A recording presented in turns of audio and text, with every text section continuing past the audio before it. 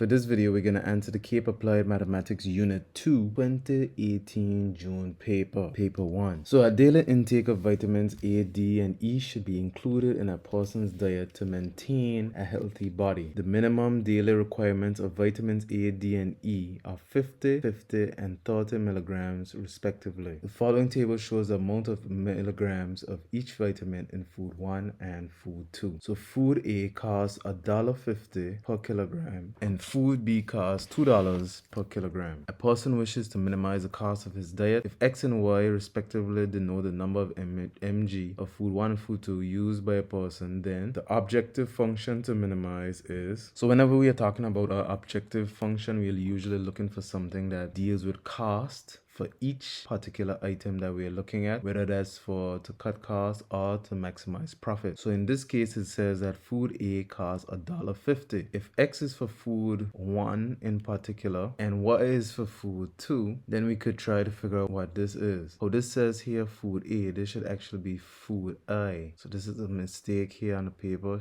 This should be food I. So they made a little error there on the paper. So we have these two foods. So if X represents this first one here, we could say that $1.50 of X, and then after we could say $2 of 2, which is Y, and this here would be our objective function. So our answer here is this. So we're adding those two situations together in order to figure out what is the minimum cost for these two food groups. Now question 2 says one inequality which satisfies the linear program problem is... So what we can do, we could do one for each of these expressions here. So for one for vitamin A, one for vitamin D, and one for vitamin E. Now if you look up here from what I have, it says A, the minimum requirement for A is 50. The minimum requirement for D is also 50, and the minimum requirement for E is 30. So this is a minimum requirement. So when we say minimum, you could either have 50 or more, or in this case 30 or more. It says minimum requirement. This has to be the minimum requirement. So for A, we would say that since this represents X, this represents Y, we could say that 30X plus 10Y. Remember, we said that these here are the minimum requirements, so it must be more than or equal to 50. The next one we could have here now is for vitamin D. So with vitamin D, we have 20X plus 12Y, and the minimum requirement is more than or equal to 50. Now this one here for E is gonna be 25X plus 15Y is more than or equal to 30. So now these are the three inequalities. We just need one of them. So we need to see which one of these match with this here. So first of all, this one has a less than or equal to, and remember we said it has to have a minimum. We know it cannot be this even though these values match up with this one, because remember it said that these are the minimum requirements, so it has to be more than or equal to, and in fact there's only one here that has more than or equal to. So now this one too also matches with what E is. However, it says less than or equal to. We want a minimum of 30, so it has to be 30 or more, so that can't work. Now this one for A matches as well, so 30X plus 10Y is less than or equal to 50, but the problem is this also says less than. We want 50 or more, therefore our answer is this one.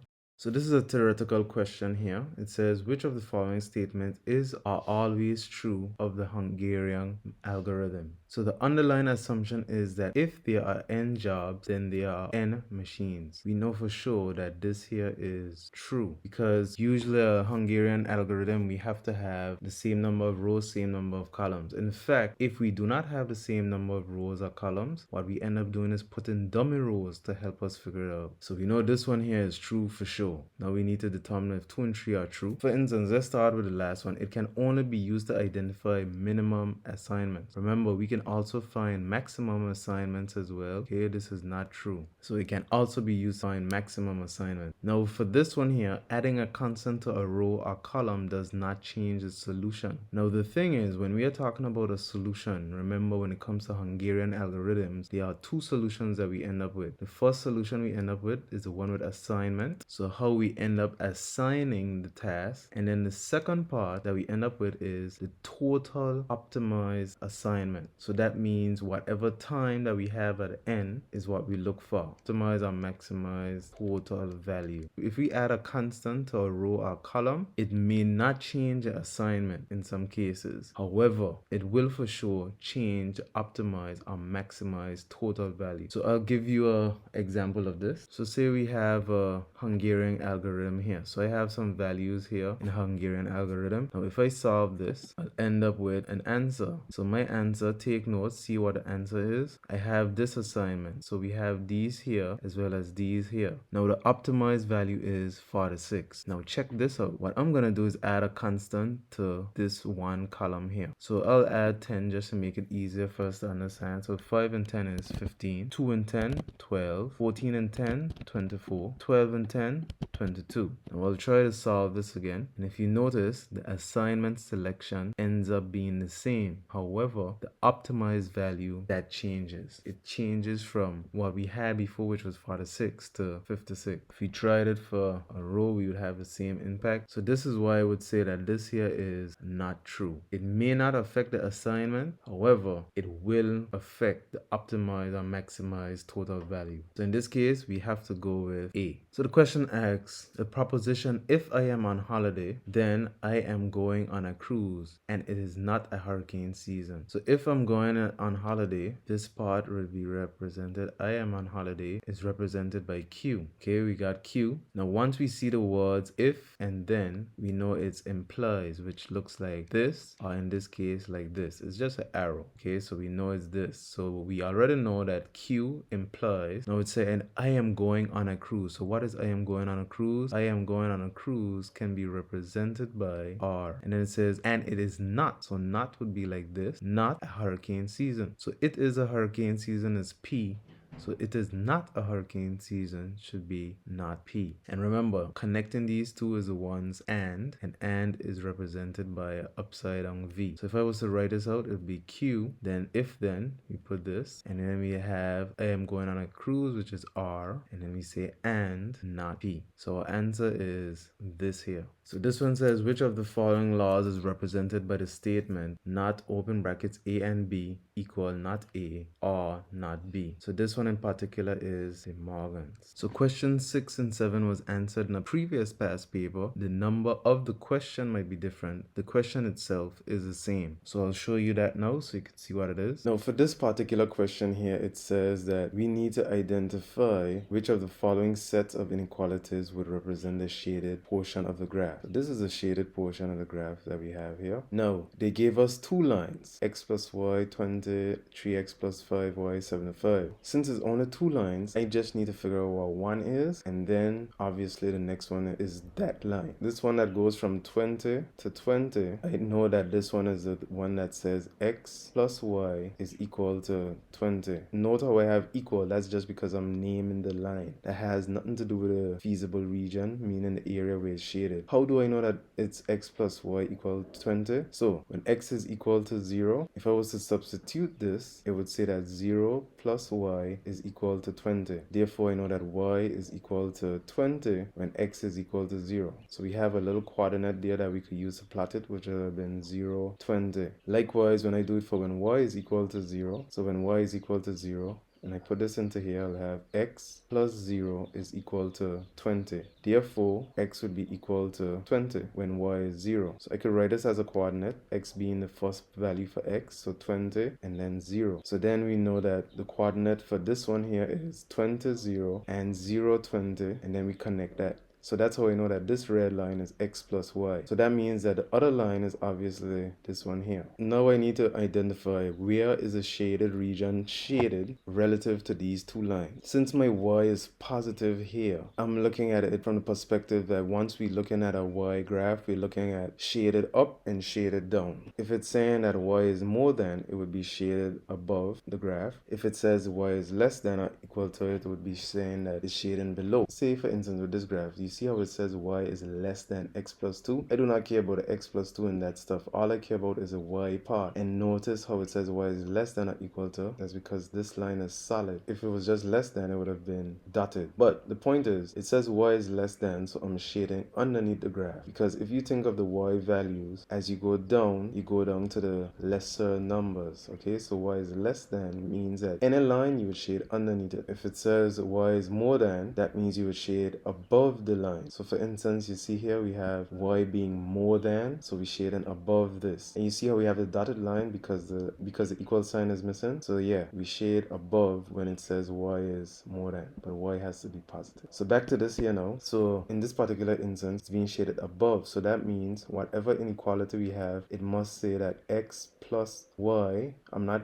concerned about this x plus part. My focus is what is being done for the y. So let me focus on the y. We're saying in this case that y is above. That means it must be more than, and because the line was solid, it would be more than or equal to 20. So I'm just looking for answers that has x plus y is more than or equal to 20. So only this one so far. This one as well. This one can be the answer because it says less than. This also says y is less than or equal to, so we can't use that. It could only be one or two of these answers here. Now let's look at the next one here now. So for this case now, as you can see, the shaded region is under the green line. So we are saying that if I'm writing this again, I'm looking at 3x plus 5. As I said, I don't care about those numbers next to this. I just care about the y. And with the y, because it's shaded under, and we have a solid line, you see how it's shaded under the green region, under the green line? That means it's less than. And the solid line shows equal to, and we could put here 75. So then my answer should have y is less than or equal to 75, right? So when you look at this, this has more than, so it can't be this. So only option is this one right here. So our answer is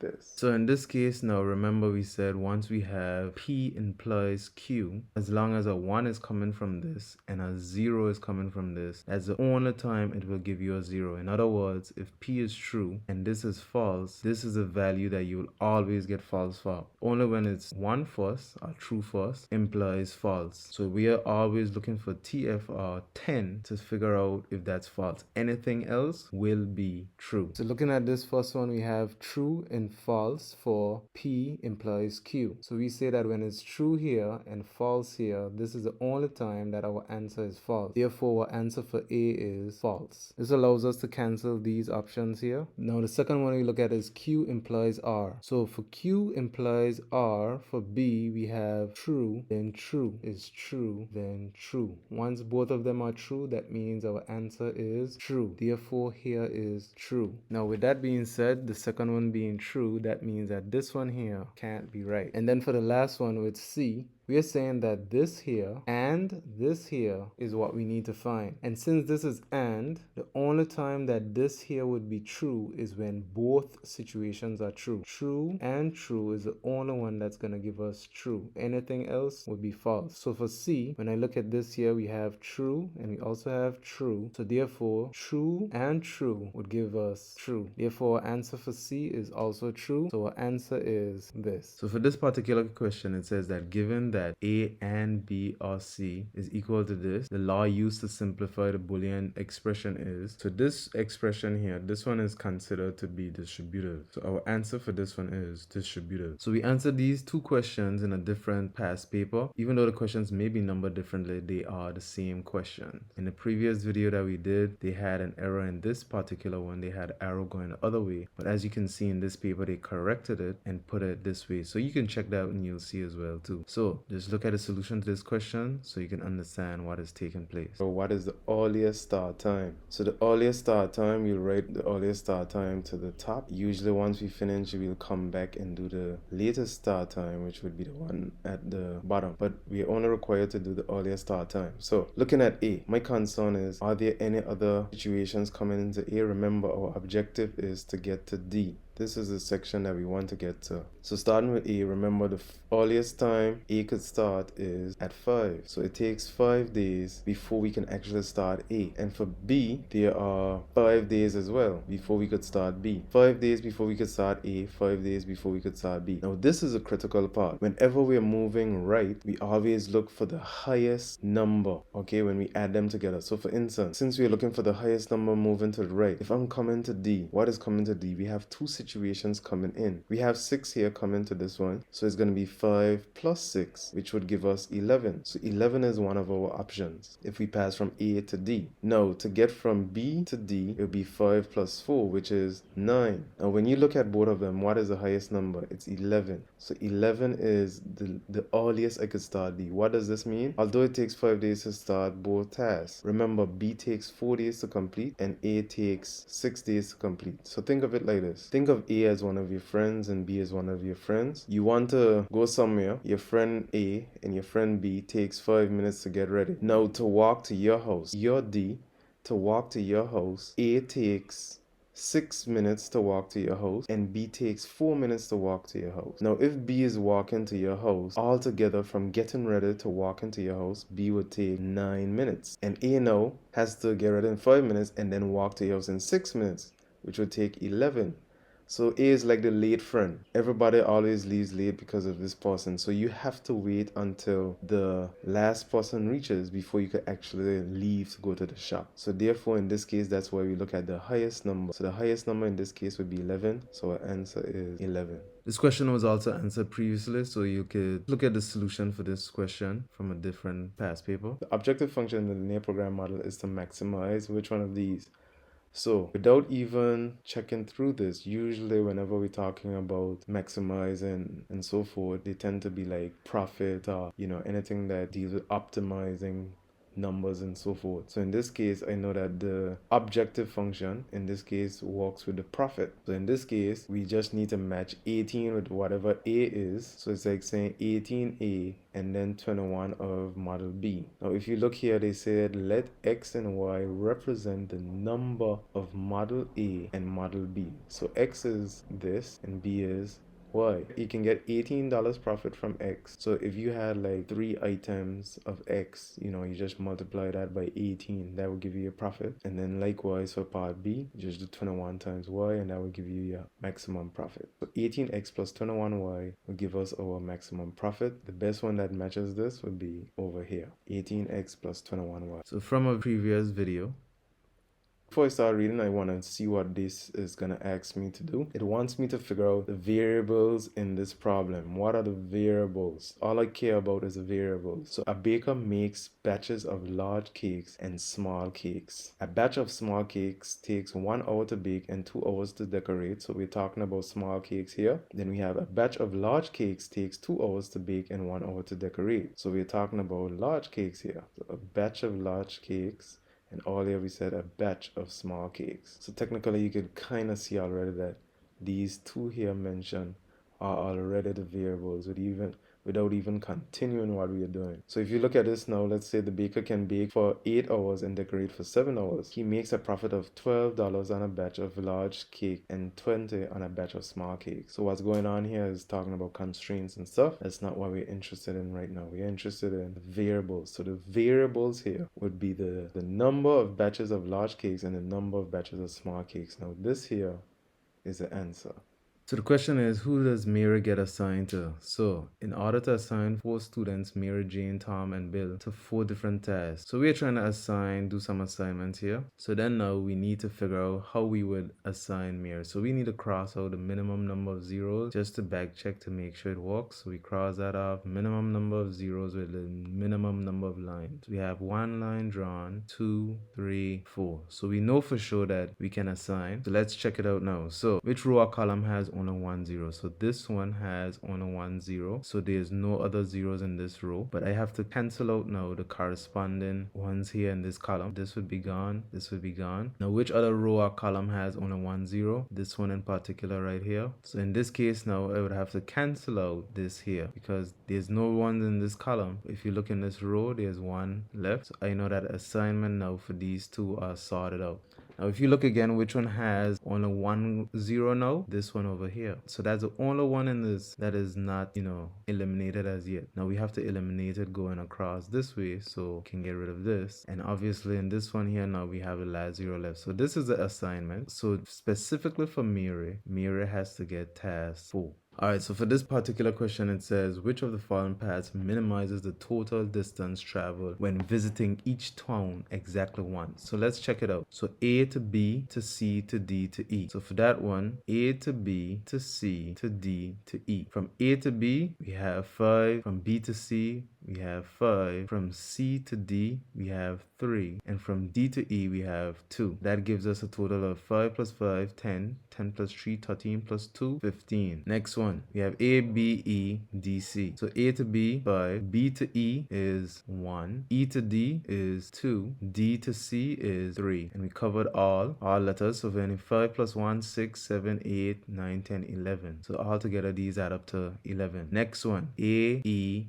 B, C, D. So A to E is 3. E to B is 1. B to C is 5. C to D is 3. So then we have 3 plus 1, 4. 4 plus 5, 9. 9 plus 3, 12. So we know for sure it's definitely not the first one, neither the third one, because they are smaller. They are larger than the second one. So then for the last one, A, E, B, D, C. So A to E is 3, E to B is 1, B to D is 6, and D to C is 3. So 3 plus 1 is 4, 4 plus 6 is 10, 10 plus 3 is 13. So we know we could cancel this as well too. So that means our answer is this.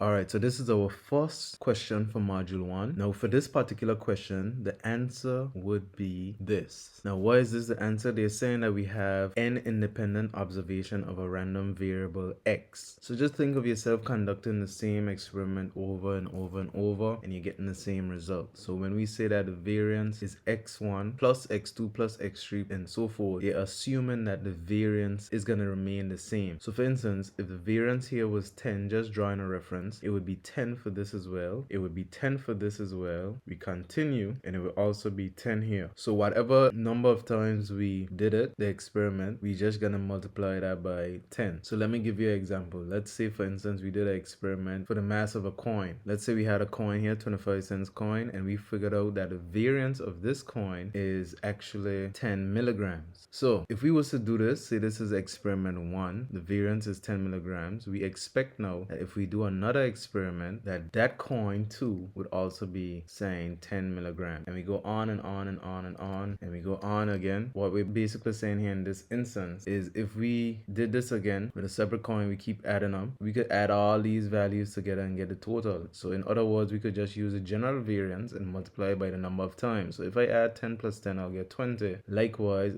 if I said I did the experiment twice, I would have 2 times 10, which is also 20. So therefore, the answer for this is that. So assuming that a variable x may be modeled by a normal, this is what this means, a normal distribution, where this represents mu, or the average, and this here represents the variance. So we need to figure out the expected frequencies. So the expected frequency would be the total number times the probability. So the total number we have here would be 100 trees. So we'd say 100 multiplied to whatever the probability is. We did not work out the probability yet, but when we work it out, we need to figure out what the expected value is by multiplying that probability to 100. So for the normal distribution, let's work that out. We have to figure out the distribution for this value here. Now remember, when it comes to continuous variables, I know that this is continuous because it's a normal distribution. Continuous meaning like numbers like 5.789, whatever the case is. These signs less than or equal to don't matter in this particular instance because it's already continuous. Whether I have a line here or not, it doesn't affect the overall answer. So let's work this out using a normal distribution. So we know that if we have a normal distribution, we are saying that the value here, for instance,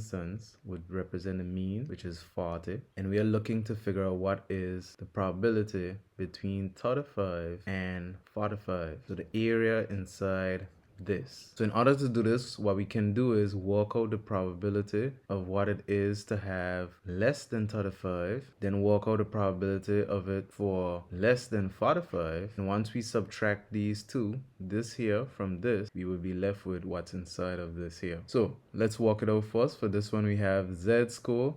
The general formula, we have to use the z-score and check the table. So the z-score is equal to the value of x subtracted by the mean divided by the standard deviation, which is represented as this. Now in this case, we have the variance, which is 15 squared. The standard deviation is actually the square root of the variance. So if we find the square root of this number, 15 squared, we would have the standard deviation, or this symbol that you see here. So the standard deviation is equal to 15. So I have to find the z-score for each of these and then go into the chart and see what they are and then work it out. So in this case, z is equal to x, which is 35, minus the mean, which is 40, over 15. And this z-score is equal to negative 5 over 15, which is a negative third, or we could say negative 0.333.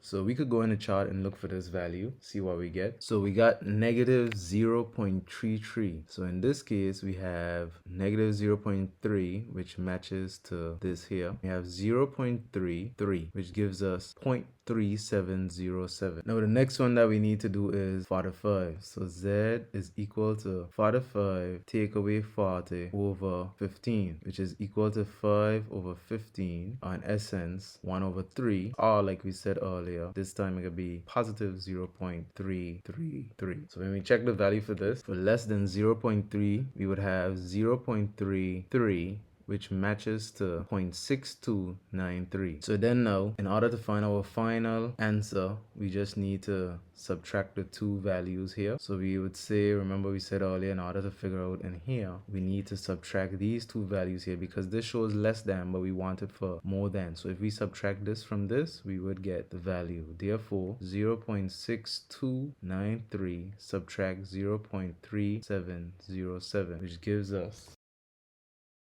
so then we know the probability is 0.2586. So we could say 100 multiplied by 0.2586. This gives us 25.86, or 25.9. Alright, so for this question, it says a distribution which has a mean equal to its variance is, so the only one that has a mean that's equal to its variance is Poisson. Because remember, Poisson is represented using lambda, but the formula for the mean for this one is lambda, and its variance is also equal to lambda. So therefore, Poisson is the answer for this. Which of the following distributions have p as a parameter? Now, binomial, it has two parameters. It has n as well as p. Geometric has p, and Poisson has, as we discussed earlier, lambda. No, it didn't ask which one only has p. It says which ones have p in it. Binomial has p even though it has an n, and geometric also has a p. So the answer is 1 and 2. Alright, so this particular question, we say that Poisson, as from earlier, the variance and the expectance are the same as lambda, whatever this value is. So that means that in this case, the variance is equal to 4. We could also say that the standard deviation is the square root of the variance. So therefore, our standard deviation for this has to be the square root of 4. So our standard deviation here is 2. So these two questions, we solved them in a previous video. So take a look at it and see what the answers are. So GO is given by P. So P represents the probability. Now the mean for the GO is written as 1 over P. And the variance, this is a tricky one to remember, is usually written as Q over P squared. Whatever Q is, we put that over P squared and we will get our answer. So in this case, how do we get Q? We know that P already is 0.25 and Q is equal to 1 take away that. So 1 take away 0.25 gives us a value of Q. That's just standard. So then the value is 0.75. So if I was to put this in a formula, I'll basically be saying this is equal to Q, which is 0.75, over P squared, which is 0.25 squared. So 0.25 squared. Now, if you put this in a calculator, you'll end up with 12. So our answer here is 12. 3 teachers are to be selected from 5 men. So you want to select 3 teachers from 5 men and 4 women to attend an overseas conference on math. The number of ways in which 3 teachers can be selected so as to contain less than 2 women. So we want to select 3 teachers and we have to select from 5 men and 4 women. But there's a condition. You must have less than 2 women selected. So when it's saying less than 2 women, that means we could have 1 woman or no woman. Pay close attention to that. It says less than 2. So if I told you, give me less than $2, you're not going to give me $2. You're going to give me anything that's less than $2. So our first condition could be 1 woman. So if we have 1 woman, we must have what? We need 2 more teachers. So we could have 3 teachers. So we have 1 woman and 2 men. How many women do we have to choose from? We have 4 women to choose from. So I could say 4C1 times, I have 5 men to choose from, so 5C2. That's my first situation. The second situation now is we could have 0 women, and if we have 0 women, we must have 3 men because we need to have 3 teachers. So here again, I'm choosing from 4 women, no woman, so 4 0, and then we have 5, select or choose 3. So what I need to do now is work out these 2 values and then add them together. So you have to use this in your calculator. So for this first one, we'll get 40, and for this last one, we'll get 10. So both scenarios, when we add them together, we'll get 50. For this particular question here, we have the random variable x that has a cumulative distribution function. So this function is a cumulative distribution function. This means that these have already been integrated. So since they are already integrated, we don't need to integrate, but they want us to figure out what the median is. So since it's already integrated, what we would say here is a quarter x minus 4, and then we'll have here m, and then we'll have a 4 here. Now the reason why I'm using 4 is because 4 is the lowest value. And think of it like this: if we organize the median from lowest to highest, we have to start from the lowest number in order to get to the middle number. So we are looking for whatever this middle value would be, and it must be dead center of the probability. So if we know the probability on this one is 0, and it always ends at 1. So the median is expected to be where the probability is midway, or 0.5. So therefore, this would be equal to 0.5. So now I need to solve for m by substituting m into this first. So it will be a quarter m minus 4, take away a quarter 4 minus 4 is equal to 0.5. So this here would give us a quarter m minus a quarter times a 4 is 1, and then in this case we'll have a quarter times 4 take away 4, which is 0. So this whole thing would be equal to 0. So we could just say that this is equal to 0.5. So then now we could solve for m. So we could basically say m over 4. Basically a quarter times m is m over 4. Take away 1 equal to 0.5. So now we need to add 1 to both sides, which will give us m over 4, which is equal to 1.5. Now to get the m by itself, we have to multiply both sides by 4. Then we will be left with m is equal to 1.5 times 4, which is 6. So our median would be 6. So for this particular question, it says that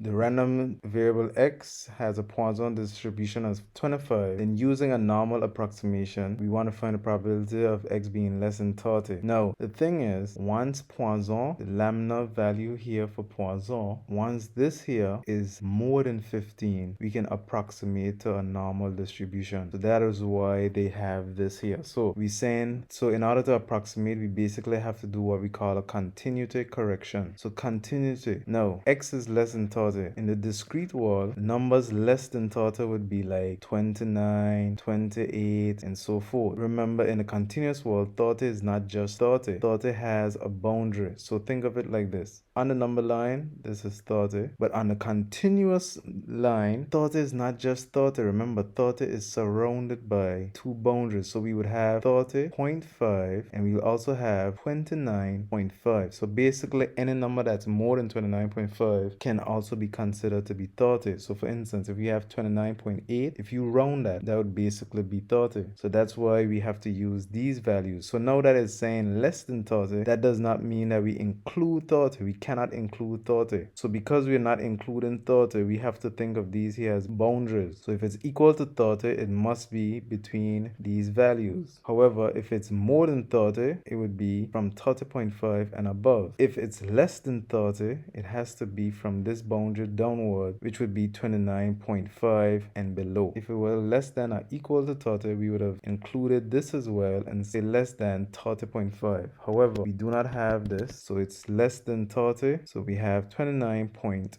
So 29.5 is a continuity correction. Now, in order to figure this out, we need to look at what we call the z-score. We're looking at the z-score. The z-score now is written as z is equal to x minus mu over the standard deviation. So the standard deviation, we need to figure out what the standard deviation is. All right, we know that when it comes to Poisson, lambda is equal to the average. So in this case, the mean is equal to this as it relates to Poisson. But something else we must note is that the variance is equal to lambda as well when it comes to Poisson. The variance is also equal to lambda. So in this case, since the mean or the average is lambda, we could say that that is equal to 25. And the variance, since that's also equal to lambda, is also equal to 25. Now the standard deviation is the square root of the variance. So therefore our standard deviation is equal to 5. So right here we know that this value is supposed to be 5. This value here is supposed to be 25 because we just said that what it is. And because we had to do the continuity correction, remember we had to do a continuity correction because this is Poisson is discrete and converting it into normal is converting discrete into continuous because a normal distribution is considered to be continuous. Therefore, with the approximation, this x should actually be less than 29.5. This approximation, this here should be 29.5. So therefore, with that being said, we should be looking for 29.5 as a z-score. Take away, with that being said, we should be looking for our z-score to be 29.5. Take away 25 over 5. Therefore, our answer is... Alright, so for this particular one now,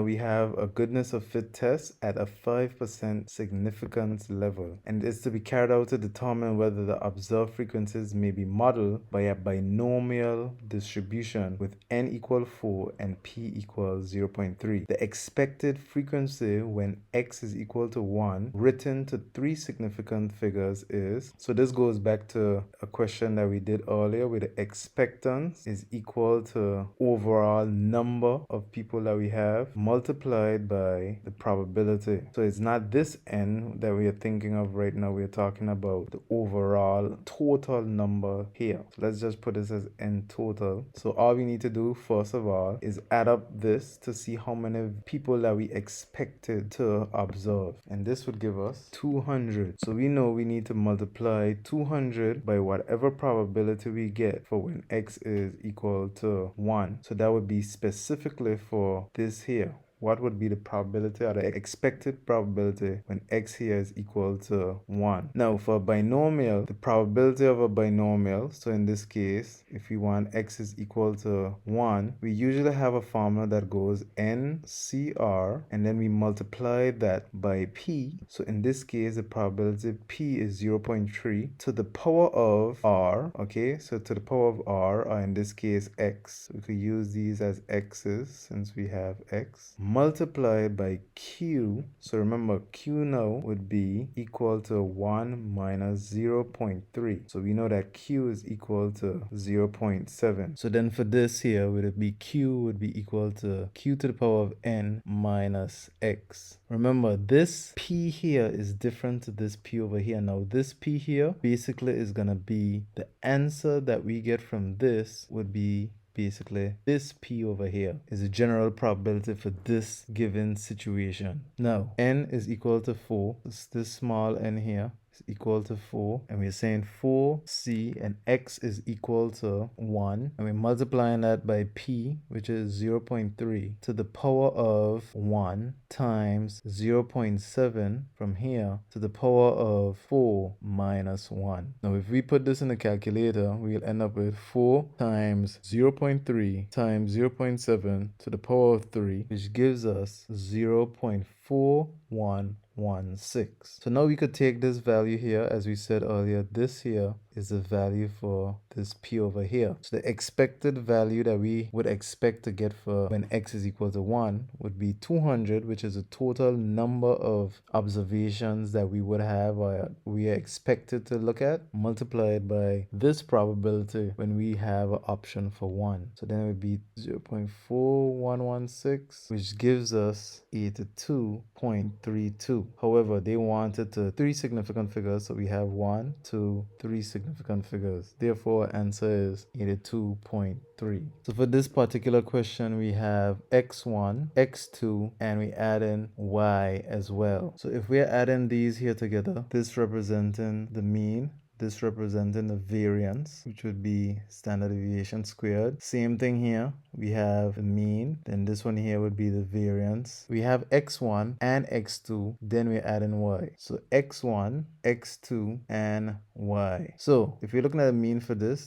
first one, the mean would be 80. This one also would be 80. And the mean for this one would be 40. So therefore, this would give us 200. Now, for the variance, we would have 15 for this and 15 again for this, and for the y we would have 10. Therefore, our answer would be 40 for the variance. So in essence, now we know that the one with 200 as a mean and 40 as a variance is the answer. The expected frequencies of goodness of fit test are the frequencies given by the product of n and p, given by the product of 100 and p, obtained by adding the results of a and b, obtained from the performance of an experiment. Performance of an experiment is the observed. Now in this case, they say the expected frequencies of a goodness of fit test are the frequencies given by the product of 100 and p. Now we don't always have a value of 100 as we would have seen in this particular question that we did earlier. We did not have 100, it was 200. We can't say obtained by adding the results of a and b because a is actually wrong already. So the only option that we have here is for this one here. So essentially this would be the answer. This is what you effectively do when you're working a goodness of fit test. So now this probability of a candidate passing a driving test, the probability is 1/4. Now assuming that the results of each driving test are independent, the probability that a candidate is successful on his second attempt. Now, anytime you're looking for first success, this is what we call geometric. So I know for sure that this is a geometric because it's asking for my first success. So my first success is on the second attempt. So basically, we're looking for the probability of it being on the second attempt. So we could say that this is a geometric expression. Usually we have the p here, which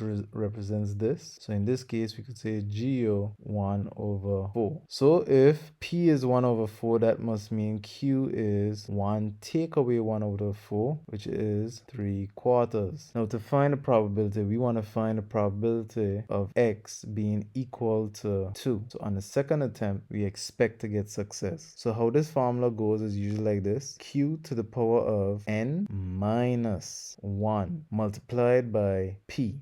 Okay, so in this case, we have q, which is 3/4 to the power of n minus 1. So in this case, n being 2 because of this here, because we have 2 attempts. So 2 take away 1 multiplied by quarter. Therefore, we would end up with 3/4 to the power of 1, which is basically 3/4 times 1/4. This would simplify to 3 times 1, 3, 4 times 4, 16. So our answer is 3/16. We answered these questions in a previous video, so I'll let you see that to get the answers for this. Okay, so right now we have a test here now that says it is thought that a height of centimeters of 100 cadets is normally distributed with a mean and standard deviation of 1/8 and 2 centimeters respectively. A chi-square test is performed at the 1% level to verify this, and following table is obtained. So the first thing they want us to determine would be the number of degrees of freedom. So as you can see here, we have 4 options. So this is our first option, second, third, fourth. So we have 4 options, and the degrees of freedom would be equal to n take away 1. So in this case, it's going to be 4 take away 1, which is 3. So our answer here is 3. Now the next question wants us to look for the critical value of this test to four significant figures, So if you're looking for the critical value, what we need to have is the degrees of freedom, which we already got, and we also need to use the levels of significance. So we have a 1% level of significance. So I'm using the chi-square test values. So 1% can also be written as 0.01. If I do 1 divided by 100, it will be 0.01. So therefore, my answer to this question would be 11.34. 11.34 is my answer for this particular question here. Okay, so for this particular question, it says a sphere of mass traveling in a straight line with speed u, so it's going this way, u, meters per second, collides head-on with a stationary sphere of equal mass. So the mass of this one is the same as the mass of this one, which has a speed of 0 meters per second. So it's not moving. Now this is before collision.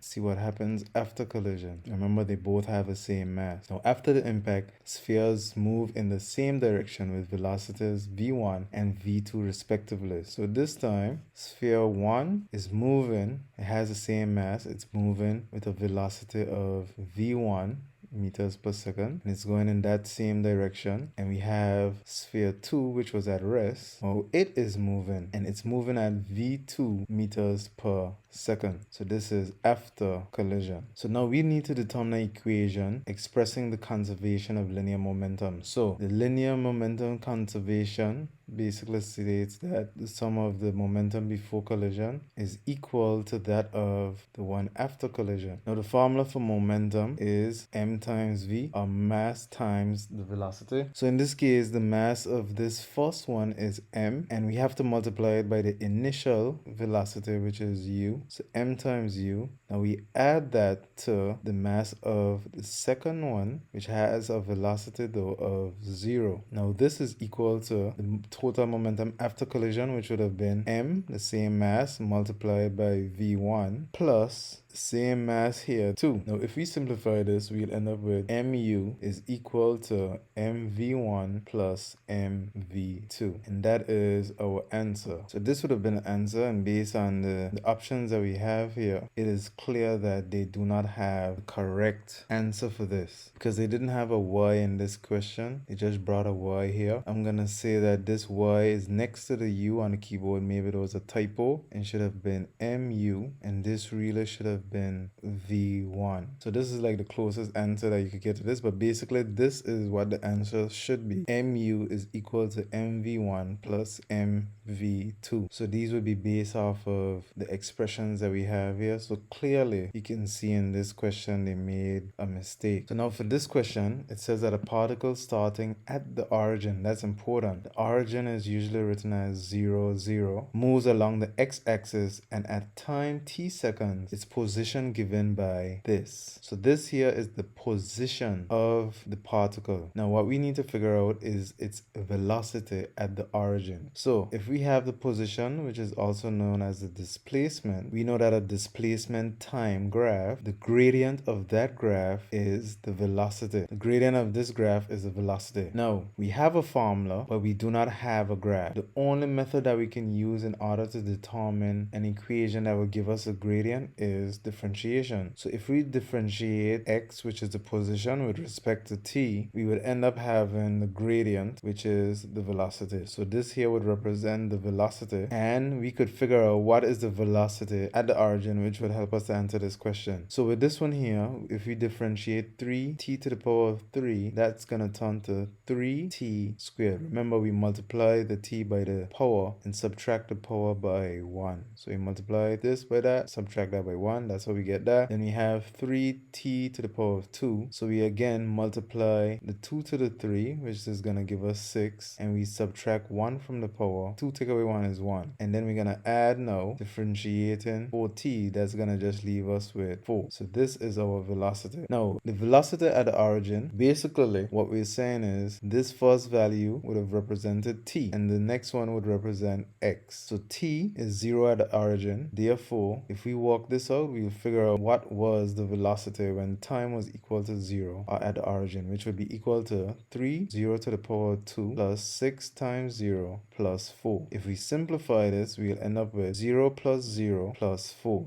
Therefore, our initial velocity at the origin is 4 meters per second. So our answer is this. So this question says a stone is dropped from the top of a building of height 20 meters. So let's say we have a building. Now we have some rock that's dropped from the top of here. Now the rock has a mass of m. Let's just say the rock has a mass m that we don't know of. Now we need to determine the velocity with which the stone hits the ground. So when we have to figure that out, we need to know that once we let go of the rock, at this point just before we let it go, it has what we call potential energy. And this potential energy is equal to mass times gravity times height. Now as it falls, by the time it hits the ground, just before impact on the ground, it will be at its maximum kinetic energy. Why? It's in motion and the kinetic energy is influenced by the velocity. Now at this point, the potential energy would fully turn to 0 because the height would be 0 and anything multiplied by 0 would make this whole equation equal to 0. So when potential energy at this point is 0, kinetic energy would be at its maximum, which would be the point where the rock hits the ground. So in order to figure out what is the velocity when it hits the ground, we have to equate these two equations together because energy is never lost, it's only transferred or converted into other form. So therefore we could say mgh is equal to half mass velocity squared. Now we have mass on both sides, so we can cross out the m. We know that we have g, we're going to keep it in the form g. H is 20, remember h is 20, so we could say g multiplied by 20 is equal to half v squared. So then therefore we could say that this is 20g, which is equal to half v squared. Now to get the v squared by itself, we multiply both sides by 2. So then after, once we do that, we have 2 times 20, which is 40g. These 2's will cancel out and we'll be left with v squared. Now the opposite of squared is square rooting. Therefore we have to square root the 40g, which would give us velocity. Okay, and this is going to be meters per second. Therefore our answer for this question is 40 times g, but the square root of that together. Answer for this question is this. So we have question to the phone now. It says two particles of mass 5 kilograms and 8 kilograms are connected by a light inextensible string passing over a light fixed smooth pulley. So let's say we had a pulley here and we have the string, and on this one we have a particle, and this one is 5 kilograms, and we also have another particle that is 8 kilograms. So what we need to figure out is the acceleration of the system. So let's label some of the forces acting on this. So coming down from this here, we're gonna have 8 kilograms times the acceleration due to gravity, which could be written as ag. On this one we would have the same thing, mass times acceleration, so 5 times g from force is equal to mass times acceleration. So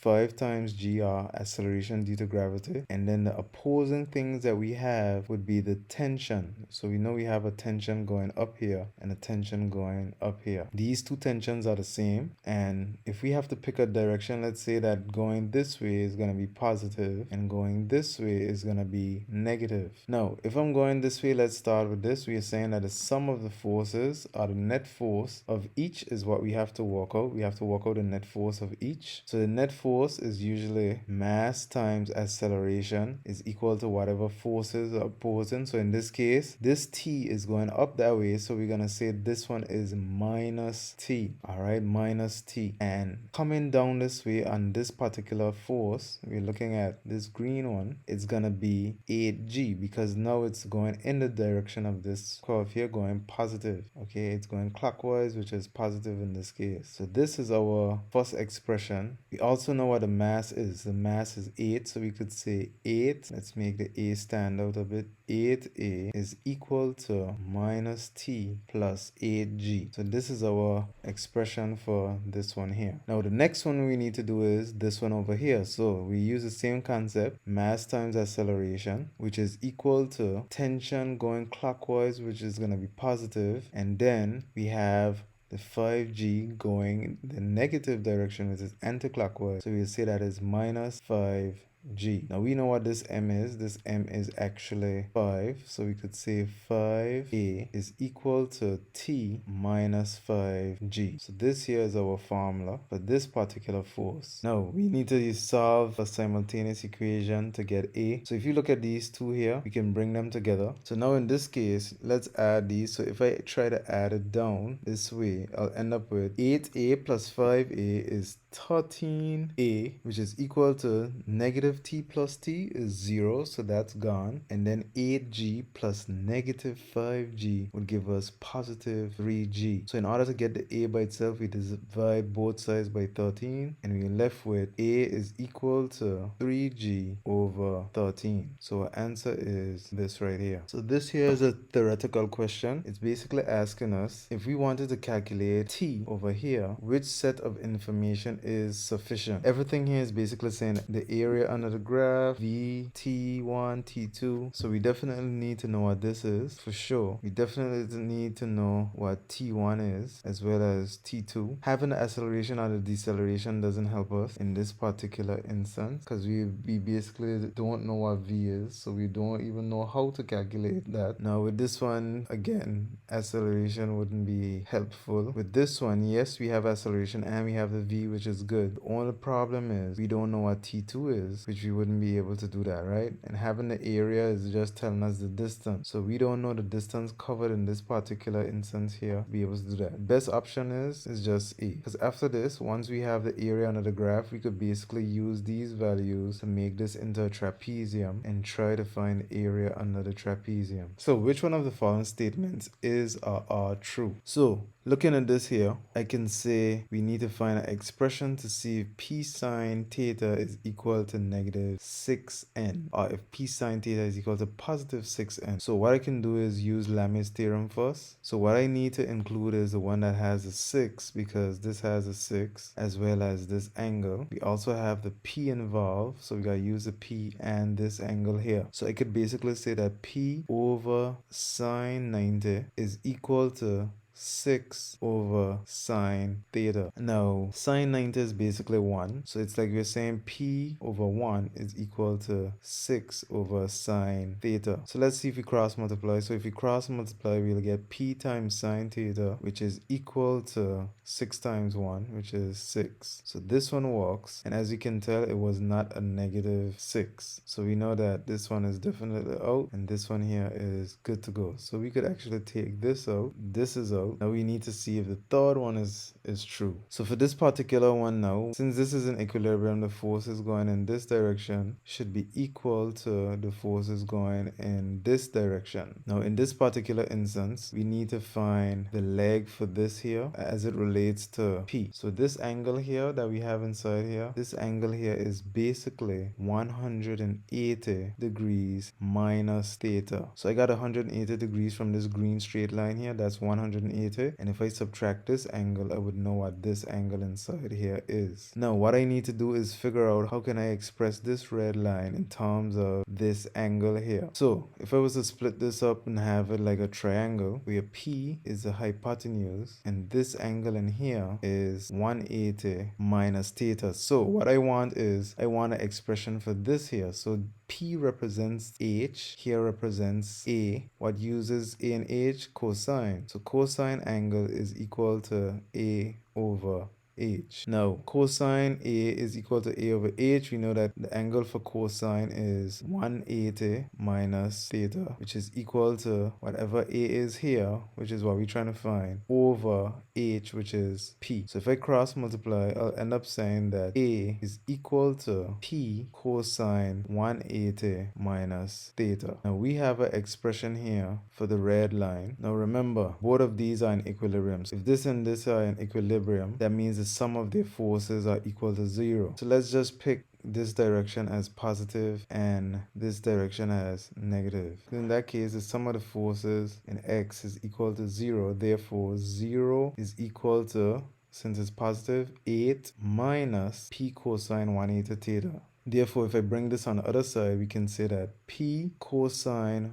180 theta is equal to 8. Now, the thing about this is that we are not completely done as yet. So if you look at cosine 180 take away theta, this is the same thing as saying negative cosine theta. So you could check it out. Cosine 180 take away theta is the same as saying negative cosine theta. Check it out and you'll see. So we're multiplying that to p, which is equal to 8. Just to get a little bit more space here. So in this case now, I could say that p times negative cosine theta would be negative p cosine theta is equal to 8. Now if I divide both sides by negative 1, I will end up with p cosine theta is equal to negative 8 newtons. So we know that this here is also true. Therefore, we could eliminate this as it's not only by itself and select this answer here. So these two questions here, we already answered them in a previous question. So check this out so you can see what the answer for these are. So for this particular question, they say we have three forces P, Q, R.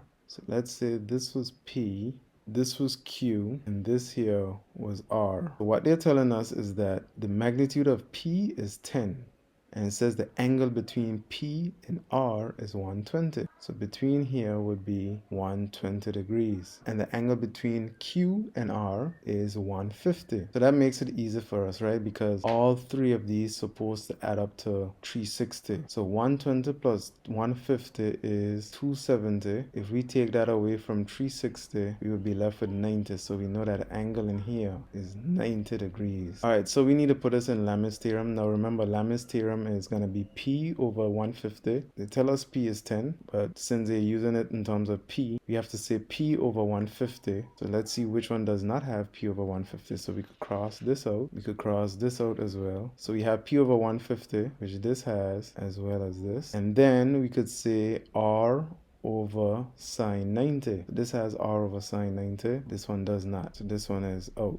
So this is our final answer, because then we have Q now over sine 120. So the answer for this one is this. Alright, so taking this from the same question that we had earlier, we need to figure out what is the magnitude of Q. So based on Lamè's theorem, what we can say is we have Q, which goes over sine 120. And that is equal to 10, which would be where P was 10 over sine 150. In order to figure out what Q is, we need to make Q the subject. So now what I'll do is cross multiply. Therefore, I'll say Q times sine 150 is equal to 10 times sine 120. So therefore, we'll have Q times sine 150 is equal to 10 times sine 120. Now, if I want to get Q by itself, I divide both sides by sine 150. So now I could put this in the calculator and that will give me the value of Q. So if you type this into the calculator, 10 times sine 120 divided by 150, you would end up with 10 square root 3. Therefore, answer is 10 square root 3. Alright, so for this particular question, it says that forces of magnitude 9n and 10n act on a body. So let's just say we had a body here. And I'm just going to say that this force here going along the horizontal was 10 newtons. Let's just say it was 10 newtons. And then we have a next one here at 9 newtons. They're telling us that between here we have an angle theta. So they're telling us that the angle between here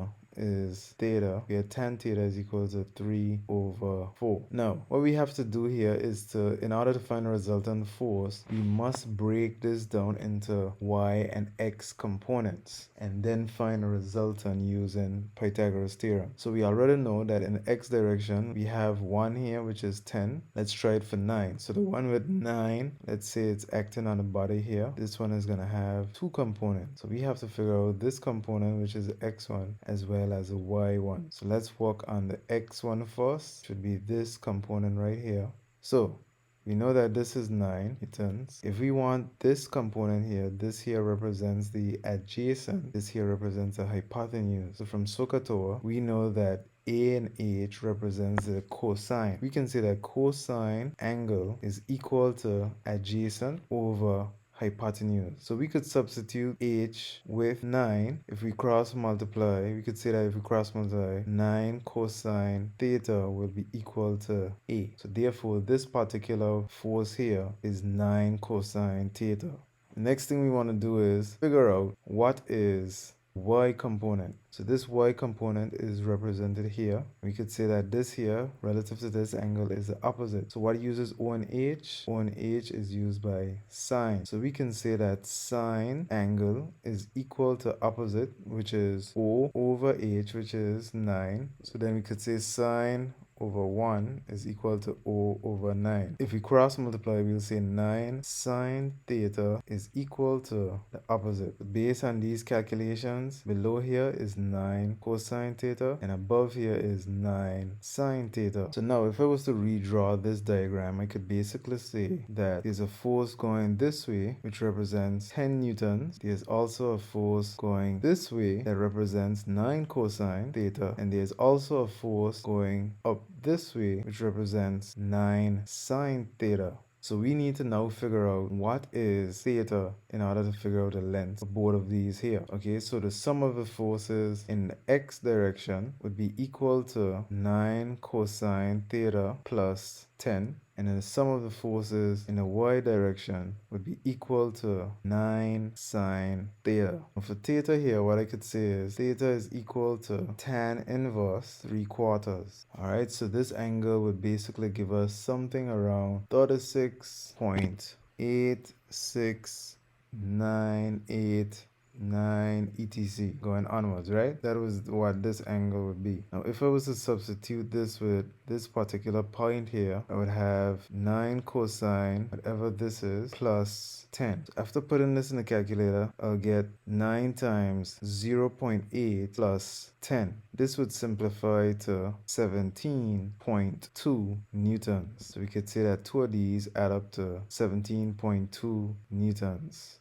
And for this one here, the sum of the forces in the y direction would be equal to 5.4 newtons. So if I simplify this now, I'll end up with sum of the forces going this way, which is equal to 17.2 newtons, and the sum of the forces going this way, which is equal to 5.4 newtons. Now, if I was to combine this, like I'm going across 17.2, and then I'm going up 5.4. Now, the resultant force should be the hypotenuse in this case. It's like doing Pythagoras theorem. So this here is like saying C, which is equal to C squared is equal to A squared plus B squared. So we could say that the resultant force is C squared is equal to 17.2 squared plus 5.4 squared. Therefore, C is equal to the square root of 17.2 squared plus 5.4 squared. We put this in a calculator, we end up with C is equal to 18.03 newtons. So therefore, our resultant force is this. We did not have to calculate the angle that it was at. All we needed to work out was the magnitude of the force. Alright, so this here has a resultant force of 18.03, and we did not have to calculate the angle of the answer. So therefore, this is how we work this one out. We answered this question in a previous video, so check this out, see if it makes sense. Question 40. So we have a car of mass 1000 kilograms. So let's say this is our car, and it has a mass of 1000 kilograms. Okay, so that's 1000 kilograms. It's traveling from 15 meters per second to 20 meters per second for 10 seconds, and it goes against a resistance of 270. Now we need to figure out what force is acting on this as a result of this move here. So from 15 meters per second to 20 meters per second in 10 seconds, we need to figure out what that acceleration was. The fact that it says it has a constant force, that means that constant force is due to constant acceleration. So what is the force that is being pulled here as a result of our actual acceleration we have here? So we have to work that out. Since it's constant acceleration, we can use the Suvat formulas. So we have V, this here is the final velocity, and this here is the initial velocity, which is U. So V is equal to U plus, we want to figure out what acceleration is, and we have a time. So V is equal to 20, which is equal to U, which is 15, plus acceleration multiplied by time 10. So then we'll end up with 20, take away 15, 15, which is equal to 10a. 20 take away 15 is 5, which is equal to 10a. So if we divide both sides by 10, we will get that acceleration is equal to 0.5 meters per second squared. Now, what we're saying is that there's a force due to this acceleration, which is the net force. So this net force is equal to mass times acceleration. We'll look for the sum of the forces in the x direction. So what's happening here with the mass times acceleration, it's actually going to be 1,000 kilograms times 0.5. Now remember, we have a attractive force that has to maintain this force here, which is the net force, as well as the friction. So when we multiply this, we end up with a net force of 500 newtons. So what we're saying with these sum of the forces is the sum of the forces of Fx. Let's say we had a force here P. So we're saying this P here is whatever is pulling this, and then we taking away 270. But remember what we just said, the net force, our MA, is equal to 500. So we could say 500 is equal to whatever this force here in general is minus 270 gives us this 500. So to get a P, we just add 270 to both sides. We have 500 plus 270, which is equal to P. Therefore, whatever force is pulling this entire system has to be 770 newtons, because in essence, this whole system needs to pull the 500 newtons as a result of the acceleration, as well as the force that is going against it due to a resistance. That is why in this case, whatever is pulling this entire system has to be 500 plus 270. So the answer in this case is, now in this situation here, now we have a traveling body of an object, and this is at different stages. So now they're talking about the displacement against time. So these are the different displacements that we have here. We want to figure out what is the maximum speed achieved by the object. Remember, maximum speed has nothing to do with velocity. Although the gradient of this here would give us the velocity, we must know that the speed does not care about the sign, whether it's negative or positive. So we're looking for the steepest one that's going to give us the best option at the fastest speed. So in this case here, the speed would be 0 meters per second squared. So we want to figure out what is the gradient from here to here, here and here, as well as here and here. So just by eyeballing it, you would realize that this one here actually has the steepest curve, because we went from 40 straight down to back to where we was in only 5 seconds. Okay, so if you was to do a rise over run, the rise here is 20 over the run. So the run is how we go across. So we went up 20 and went across 5. So 20 divided by 5 is 4 meters per second. That's for this first one here. Now if we do it for this one here, we check the rise again, we go up 20 again, we go up 20, and we come across how much? We come across 5. So this again, rise over run, is a gradient, 20 over 5,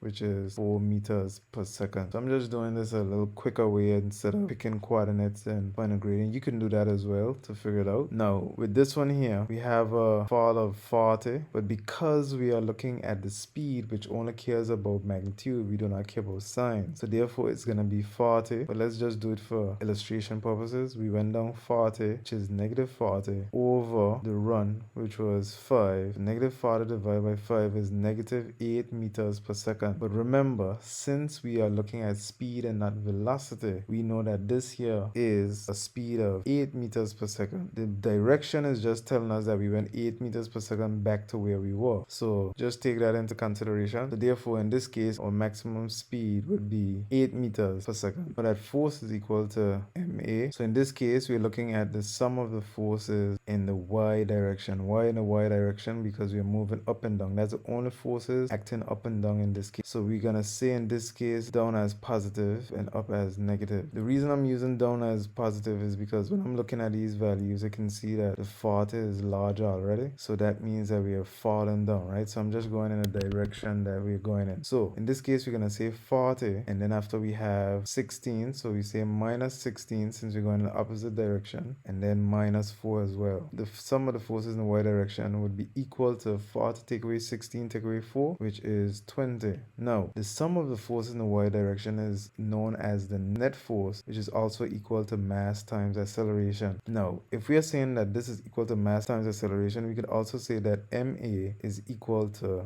20. Now, what is the mass? We have the mass. The mass is 4 kilograms. So this whole thing here is 4 kilograms. Therefore, we could say 4A is equal to 20. If we divide both sides by 4, we're going to get the value for A, which is going to be 5 meters per second squared. And remember, we are going down to get to the ground, right? So in this case, we are going to say 5 meters per second squared downwards.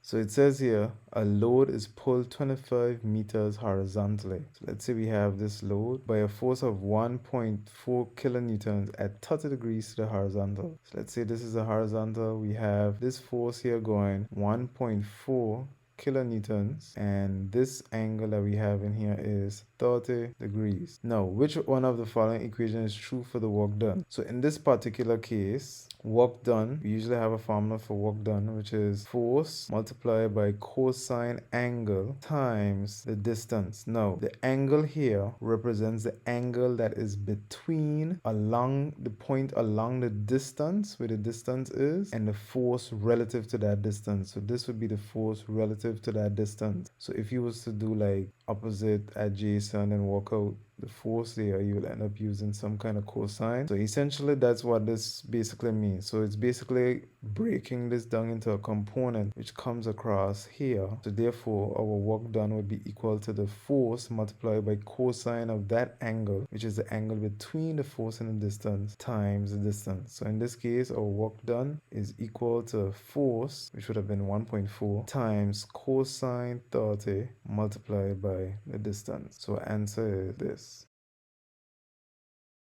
So a mass of 20 kilograms is pulled 2 meters across a rough horizontal floor at a steady speed. So we have our mass, 20 kilograms, and has been pulled horizontally and is being pulled for a distance of 2 meters. What we're saying is that it has a coefficient of friction which is 0.5. So we know the force is acting on the floor, and then we have a friction pulling it back, the coefficient of friction of 0.4. So what we need to do is figure out the work done. So in order to figure out the work done is equal to the force along where the distance is going. In this case, we don't have an angle between it, so we could just say force times distance. And the force that we're looking at is this force in particular. So let's just call this force P. So I know that this force here is in equilibrium with this force here, friction. How do I know that they are in equilibrium? Well, it says that it's going at a steady speed. Whenever forces are in equilibrium, they're either at rest or going at steady speed. So in order to work that out, I need to figure out what the friction is. And we know that friction is equal to coefficient of friction multiplied by the normal. Now in this case, because we already have a force going down as a result of gravity, the one going up, or the reaction force known as a normal, would be equal to the opposite of what this box is. So if this box here coming down has a force of 20 multiplied by gravity, the upward force due to the normal would be 20 g as well. So in that case, I know that the friction is equal to 0.4, which is the coefficient of friction, multiplied by 20g. So the frictional force is equal to 8 g's. So if I was to draw this back here now, we have 8 g's of friction going this way. And then we have this force P that we're trying to find, and it's in an equilibrium. So if it's in equilibrium, that must mean that the sum of the forces in the x direction are going across this here would be equal to 0. Therefore, when I work out the sum of the forces, so if I say this is positive, this way is negative, I'm going to say P take away 8g. So therefore, P take away 8g is equal to 0. So P is equal to 8g. Alright, so back to this formula now of work done, which is force times distance. We know what the force P is now, and we know what the distance is, which is 2. Therefore, we could say that the force P, which is 8g newtons, will give us 8g multiplied by the distance 2. So then we'll have 8g, remember 8g is newtons, times 2 meters would give us 16g newton meters. So our answer is this. The last question here. So a particle starts at a point O. Its velocity v meters per second, t seconds later is given as. So v velocity is equal to 2t to the power of 2 plus 1. What is the particle's distance from O 3 seconds after it started? So you have three things that we usually have. Displacement time graph, gradient is velocity. For velocity time graph, the gradient is acceleration. Now, when we're using formulas, once we come down, we have to differentiate in order to get to the next level. If we're going up, we need to integrate.